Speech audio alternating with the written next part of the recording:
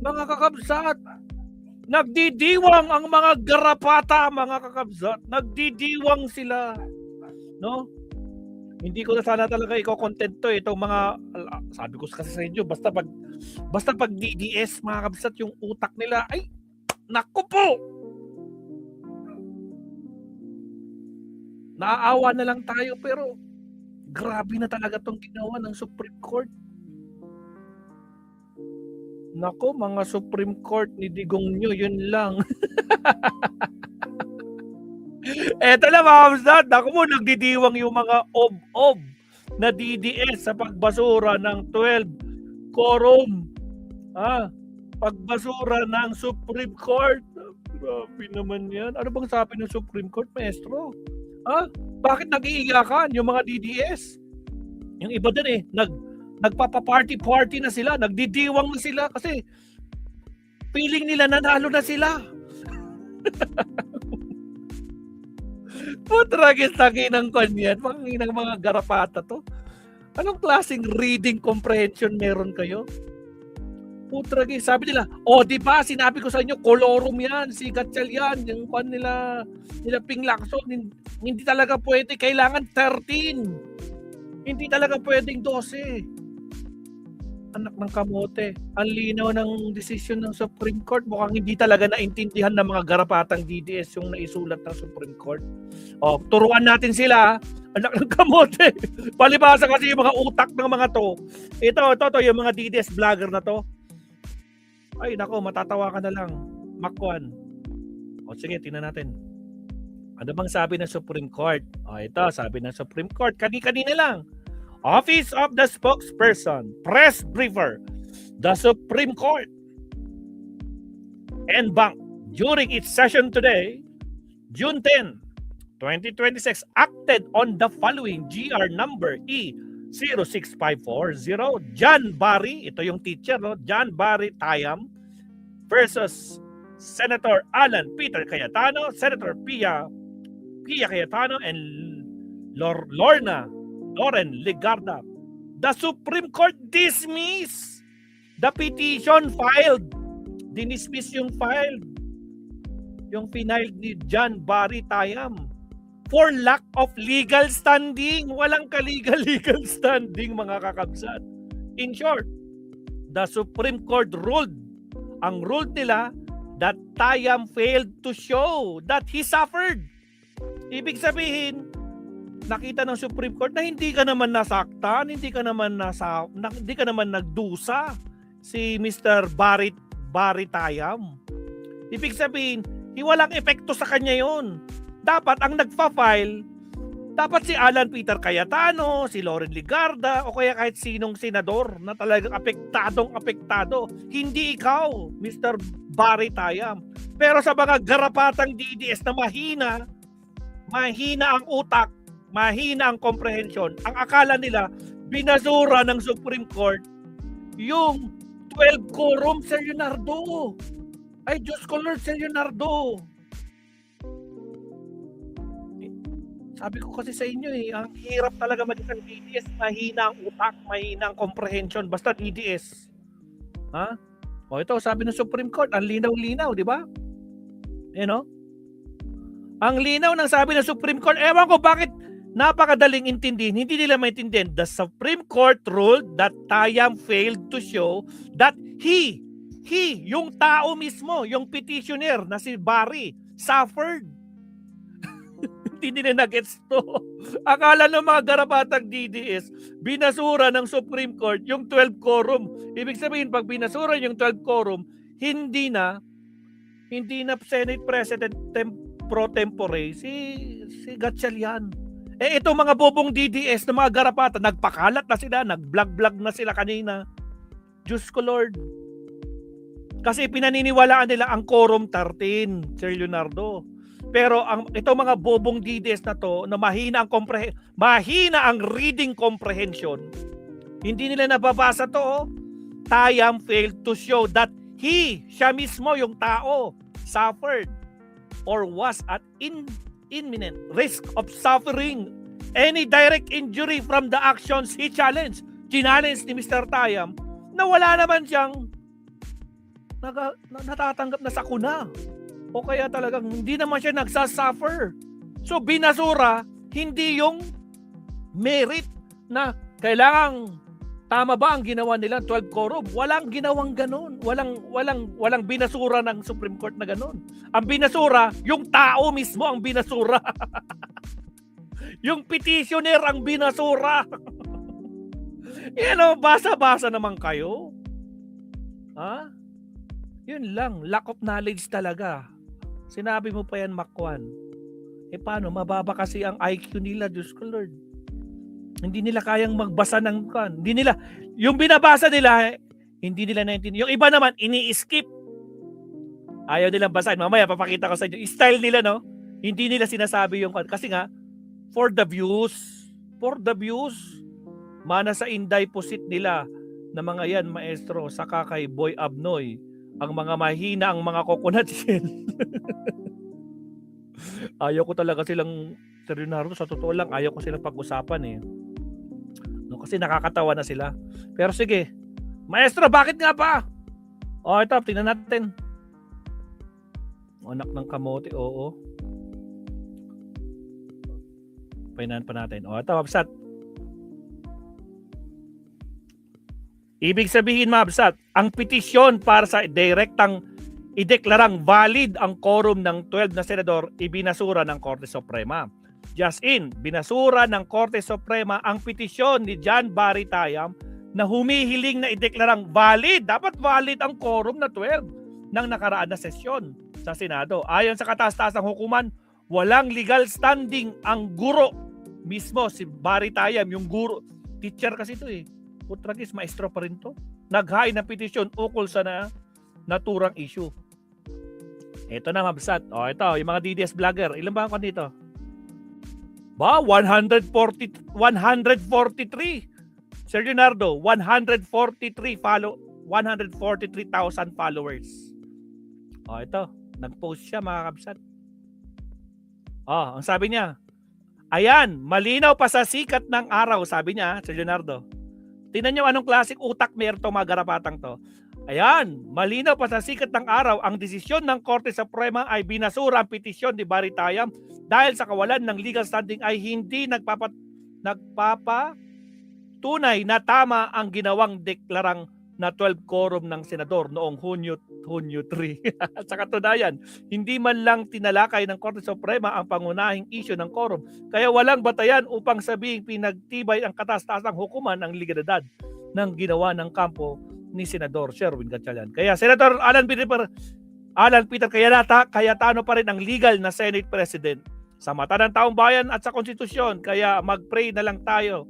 Sana magtagumpay ang matuloy ang VRC hearing bukas.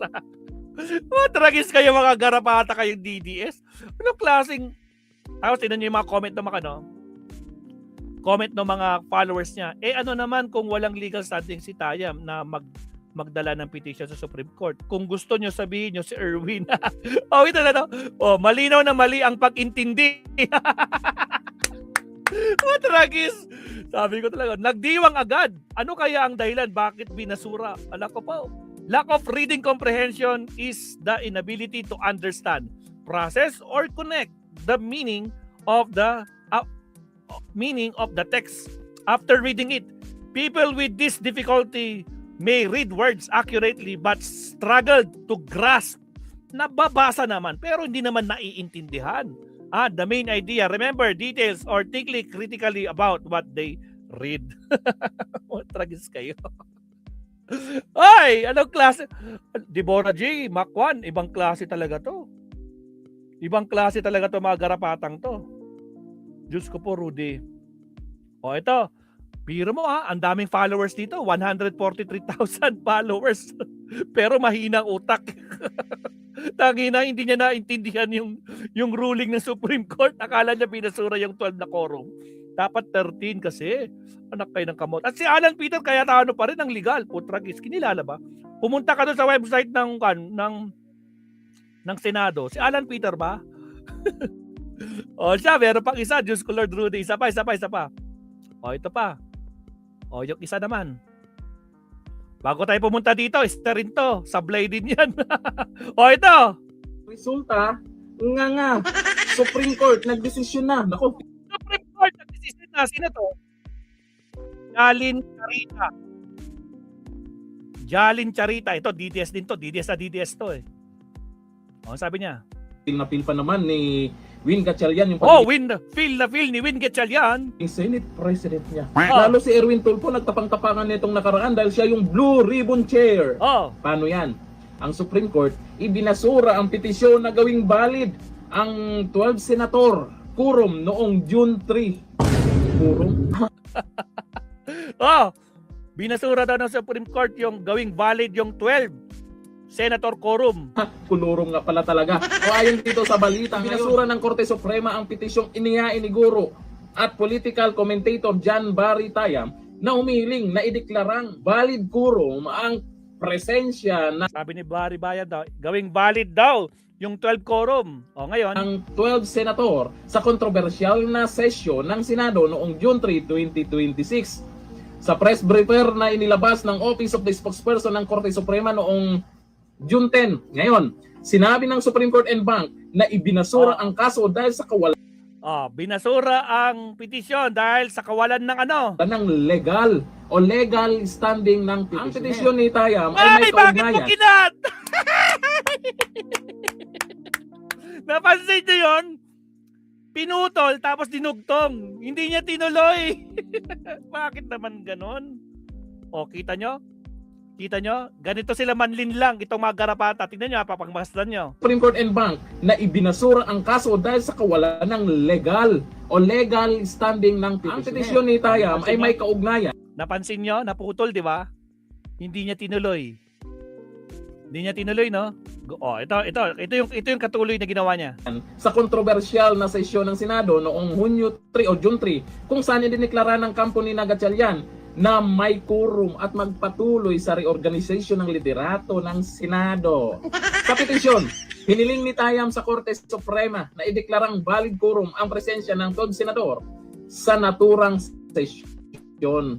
Hindi nga ni 13 nga ni 13 nga ni Tragis 13 nga ni daw.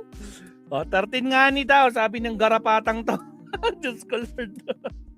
Tapos pinutol pa niya yung video niya, kinonek niya. Kasi nga, hindi niya sinasabi doon, mabsat, no? Na binasura ng Supreme Court dahil, nakalimutan niya, hindi niya naintindihan, mabsat. Walang legal standing si Barry Tayam. Wala siyang legal standing, in short. Hindi siya yung karapat-dapat na tao na mag-file. Hindi siya involved. Kasi hindi naman siya affected eh. Hindi siya apektado. No? Bobo talaga itong vlogger na to. Kaya pinagtatawanan ko to eh. Bobo to eh. Alak nagkamote. Diyos ko Lord, sa Renardo. Ibang klase to. Roberto Cabe, gandang gabi Maestro Paul. Shoutout sa iba. Buhay sa channel mo. Shoutout Kabsat. Diba ka? Anak ng kamote, oo. Ano pa? 13 ang kailangan. Mas marunong pa sila. Itong mga senador na sa kabila ba? Na meron namang abogado sa kanila, pero mas matindi yung abogado kasama ni Senator Cayetano. Wow, talagang praise the Lord sila sa mga DDS senators. Mas grabe daw. Putragis. Ay! Bago kayo bunga nga. Basahin nyo ng gusto yung ruling. Malamang nabasa mo. Ikaw, naniniwala ako nabasa mo. Sinadya mo lang putulin, no? Sinadya mo lang putulin dahil alam mong mapapahiya ka. Bobo!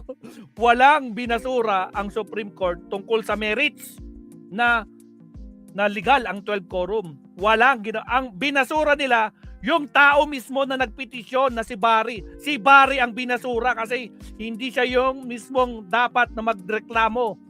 Kung in short, wala siyang karapatang magreklamo. Ganun lang yun. Dahil hindi siya involved. Hindi siya yung nagsasuffer. Anak kayo ng kamuting garapatang DDSO.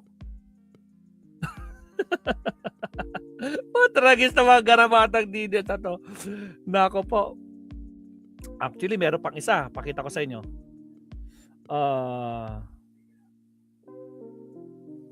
Ito. Isa rin to. Bobo rin to eh. Anak ng kamuting. Ka-Facebook ko pa man din to. Tignan niyo sabi niya. Patragis. May sasabi siya, teka lang ito, sabi niya, alam ka mo, Ma'am Sat, nagdesisyon ng Supreme Court. Kolorum ka nga talaga, sabi ni River Hunter. Bobo rin to eh. Patragis. Mahina rin ang reading comprehension nito, Diyos ko Lord. No? Pinagtatawanan ko na lang talaga pag nagpo-post to. Natatawa talaga ako dito, Ma'am Sat. Tapos yung mga followers niya, ito mga followers niya, second demotion sa kanya, no? No, kung gaano ka bobo to, mas bobo to mga followers niya. Nagdesisyon na daw yung Supreme Court, kolorum daw talaga yung 12 quorum. Alak ng kamote, oo. Ganyan sila kabobo mga kapsat. Ito mga garapatang dides na to, yung utak nila, yung reading comprehension nila, napakababaw. No? Anak, hindi nila naintindihan. Diyos ko po, Rudy. Kaya Putragis mga kapsat. Kaya natatawa na lang talaga ako sa mga garapatang to, anak ng kamote. Putragis. Ito, pakinggan naman natin, Ma'am Sat. Meron ba? Punta naman tayo sa masaganang quorum. Ito. Pakinggan natin. Ito, binasura po ng Korte Suprema. Yan. Ang petisyon para magdeklarang legal at konstitusyonal. Wait Bakit may nagsa-soundtrack doon? Take 2. Sapa. Ito, binasura po ng Korte Suprema. Yan. Ang petisyon para magdeklarang legal at konstitusyonal ang quorum ng 12 senador Yan. noong sesyon nila noong June 3. Yan, yan ang nag-file, Jen. Teacher ba ito? Oo, habang umuulan eh. Alam mo ang sinabi niya dyan? Siya Kay nag-file. sarap ng ulan, unti-unting Ngayon din ako naniniwala, Ma'am Sat, no? Hindi lang pala pati vlogger, pati anchor din. Pati anchor din. Akala ko ang kinanta niya yung paborito ni Direk Arlene eh. Ano? Yung sadyabang swerte lang pag umuulan. Ayan pala. Talaga naman, ayan Pero, naka-folder pa ng plastic. kasi nga baka mabasa, no? Mabasa, ayan Pero baka sinanggap ni teacher, ha? Oo. Siya mismo ang nagsasahay sa Supreme Court. Ayan si Johnny, di ba? Yung pangalan niya. Johnny daw, John. John Barry. Ayan, Ayun. Anong bang sabi? Binasura po ng buong kataas-taas ang korte. Ang bank, ha? Opo, ang petisyong iniharap ni John Barry Tayam. Yun. John Barry Tayam. Tayam. Oo. Sino ba yan? Isang teacher Teacher. at residente po ng lungsod ng Las Piñas. Las Piñas. Yes.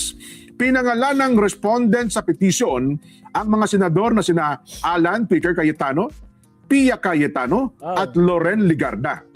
Ayon sa Office ng Supreme Court spokesperson, iginit po ng korte na hindi naipakita ni Ginoong Tayam na siya po ay nagdusa. Yun! Nagdusa? Hindi daw siya. Hindi na ipakita ni Barry Tayam na siya ay nagdusa, siya ay nagsuffered. Pero sa mga garapata, binasura daw yung 12 quorum. Yun ang pagkaintindi nila. Kumbaga parang hindi siya naapektuhan. Walang ipinagdurusa itong si Tayam. Matindi yung pagkakatagalog. Talagang napakalalim. yun na nga. O kaya naman, may iminumungkahing banta ng pagdurusa ng anumang direktang pinsala mula sa aksyon ng kanyang pinupuna. Baka hindi niya sinabing kami po ay nagdurusa ngayon. Dahil sa pagkakagulong ito, ay hindi ho na ipasa yung Hindi, hindi po ako makapagturo ng maayos. Kasi gulo-gulo po ang isip ko. Pati yung pagtuturo ko po, naalaala ko po ang problema ng Senado. Nadadala ko po sa aking damdamin. Apektado po ako eh. Ayun nga. Hindi ako makapagturo ng tama. Ngayon, Ano sabi ng Supreme Court? ang legal standing ay tinutukoy sa isang diksyonaryo ng batas bilang isang personal at substantial na interes sa kaso kung saan ang isang partido ay nakaranas o kaya naman ay maaaring makaranas ng direktang pinsala dahil sa pinupunang aksyon ng gobyerno. Meron siyang direct involvement. Kung hindi man sila yung... Alam niyo naman palang may direct involvement. Ang tanong, may direct involvement ba si Barry Tayam? Pero sa mga garapata, Diyos ko Lord, walang direct involvement. No? Indirect, lowest reading comprehension meron. party to the Diyos ko po.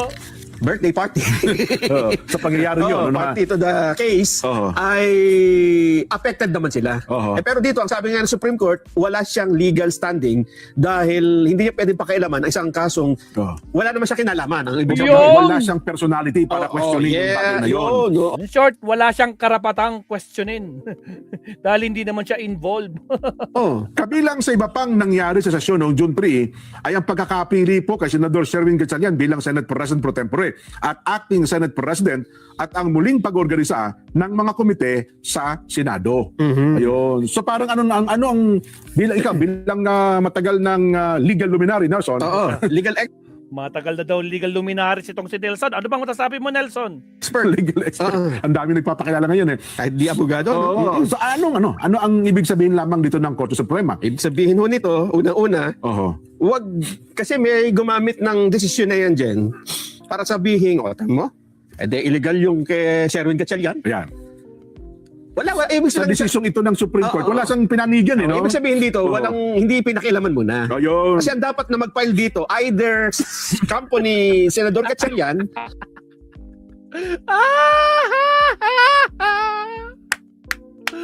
Tragis na Lord mga kabsat. O ngayon, para silang nga ngayon mga kabsat. Nare-realize sila, ay shit, tangina. Hindi pala binasura yung 12 quorum. Putragis, walang pinanigan. Ang binasura yung nag-petition lang pala. Putragis, Diyos ko po Lord Rudy, paano to? Ang bobobo talaga mga kabsat, Diyos ko po. or company Senador Alan Peter. Oho. Dahil sila yung party to the case. Ika Okay. nga, ibig sabihin, merong kinalaman sila. Sila kasi ang Oo. involved, ano? Pero sa kasalukuyan, dahil ho sa desisyong ito ng Supreme Court, ibig sabihin, wala pa pong hatol dito. Ayun. Ibig sabihin, hindi nila pinapanigan kung Uy mga DDS, wala pa daw hatol, pero nagdidiwang na kayo. Talagang nagdidiwang yung mga garapatang vloggers. O di ba? O yung mga pinakita ko sa inyong vloggers, nagdidiwang na sila. Diyos ko, nagpo-post na sila, nagpa-vlog na sila. Sa bagay, naintindihan natin sila, si Leonardo. Kailangan nilang kumita. Di ba? O, for the views nga, di ba? Kailangan nilang kumita sa mga bobong garapatang followers nila. sino man ang kung ano ang quorum na tinatawag. Oho. Bagamat naipaliwanag na ng marami sa iba't ibang mga diskusyon na pag quorum dapat majority ng all of its members. Oo. O, pag quorum daw, kailangan majority of all its member. Ah, really? Dapat 13. Wow, dapat 13 daw. Patragis. Nako po, Mamsa, talaga, sabi ko sa inyo, sa totoo lang, Sir Ronaldo, no? Ilang beses ko nasasabi, mahirap talaga mag-iisang DDS, no? Ipipilit nila yung gusto nila, yung pananaw nila, ipipilit nila. Kahit hindi nila naintindihan. Patragis talaga ito mga garapatang to. O siya, pakinggan natin si attorney, Mamsa, na-interview itong si attorney Jesus Malsis. Sige, let's do this. Countdown muna tayo. Here we go.